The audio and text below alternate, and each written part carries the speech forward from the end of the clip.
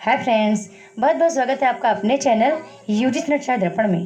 तो फ्रेंड्स, आज की एक छोटी सी वीडियो में आपके लिए बहुत हेल्पफुल हो सकती है कि ये वीडियो आपके आने वाले परीक्षा को और भी बेहतर बना सकती है।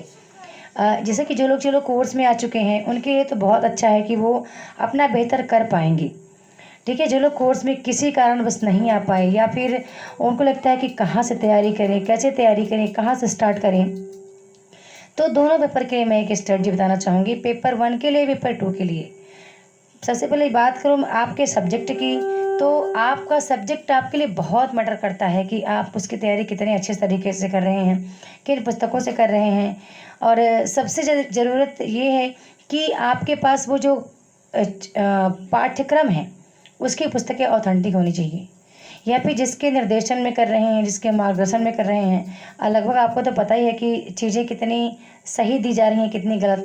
तो इसका तो आपको ऑलरेडी अंदाज़ा हो जाता है, क्योंकि आप अब इतने छोटे नहीं रहे, आप लोग ये नेट की तैयारी कर रहे हैं। तो यदि मैं अपने अपने विषय की बात करूं, चाहे आप जिस विषय से हैं, जहां तक मुझे लगता है कि अभी जो हाल ही में पेपर हुए हैं, चाहे आप हिस्ट्री के हों, आप ज्योग्राफी के हों, आप पॉलिटिकल साइंस के हों, आप इकोनॉमिक्स के हों, आप संस्कृत के हों, आप हिंदी के हों, तो अपने अपने विषय का सबसे पहले प्रीवियस ईयर क्वेश्चन पिछले 2 सत्र का, ठीक है, पिछले 2 सत्र का आप देख लीजिए एक बार, उसको रियलाइज़ करिए।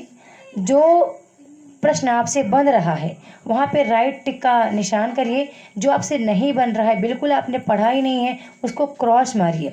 आखिर ये आपसे क्यों नहीं बना क्वेश्चन, और क्या कमी रह गई, क्या आपने इसको पढ़ा ही नहीं था, या पढ़े हुए थे तब भी आप आंसर नहीं कर पाए हैं।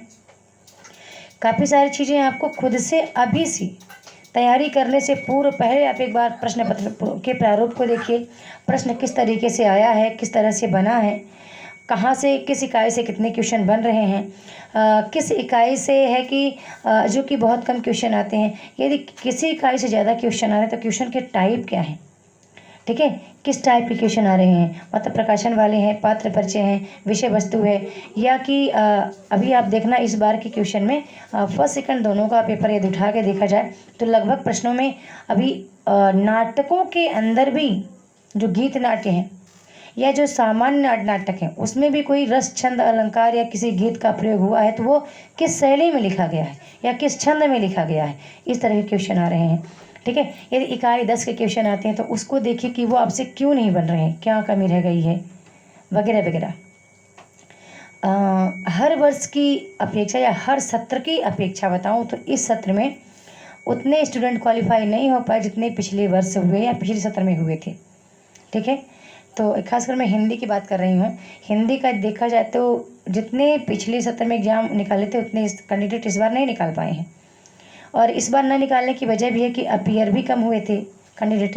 फॉर्म तो फिल किया सबने, लेकिन अपीयर कम हुए थे।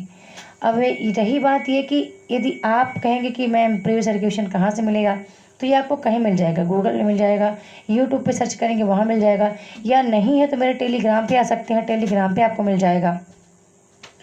ठीक है, तो पहले तो आप दोनों पेपर को, हिंदी साहित्य के पेपर को भी और पेपर 1 को भी, जहाँ तक मैं यही मान रही हूँ, मुझे इतना याद है कि जब तक मैं पेपर 1 का PYQ हर सत्र में एक सेट लगा लिया करती थी, हर दिन एक सेट लगाया करती थी, तो मेरे लगभग अच्छे मार्क्स आते थे।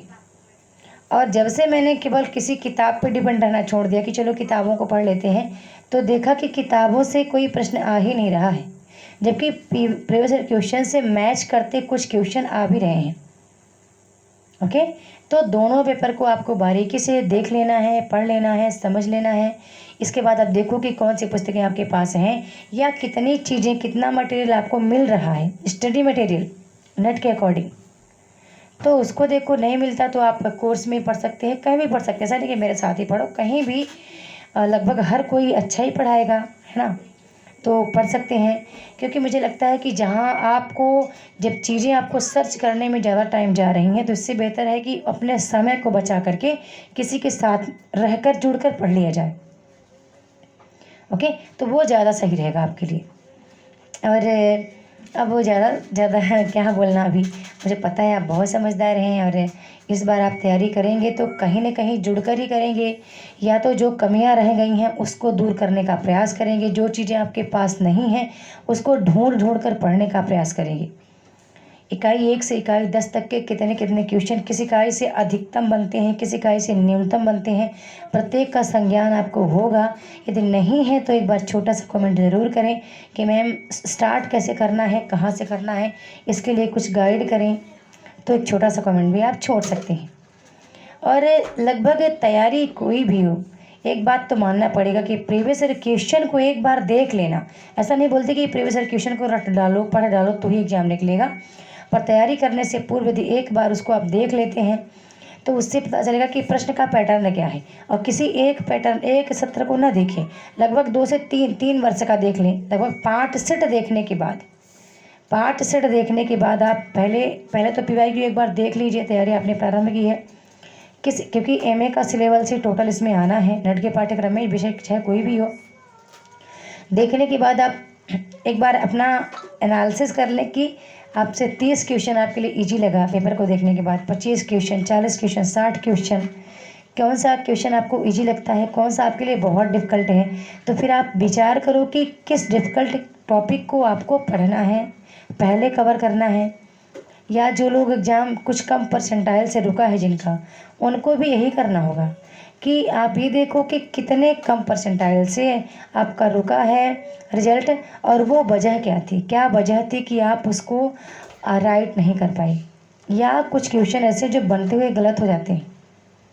तो काफ़ी सारी चीज़ों को एनालाइज करते हुए स्मार्ट वे में आपको तैयारी करनी है। ऐसा नहीं कि आप केवल पढ़ते चले जाएं। ओके, वीडियो पसंद आए तो चैनल को लाइक से सब्सक्राइब जरूर कर लें। चैनल पर पहली बार आए हैं तो बेल आइकन जरूर दबा के रखें सब्सक्राइब करने के बाद, ताकि जब भी मेरी कोई लेटेस्ट वीडियो अपलोड हो तो आपको तुरंत ही मिल जाए। ओके, और एक छोटा सा कमेंट छोड़ें कि आपकी तैयारी कैसी चल रही है। बहुत बहुत धन्यवाद।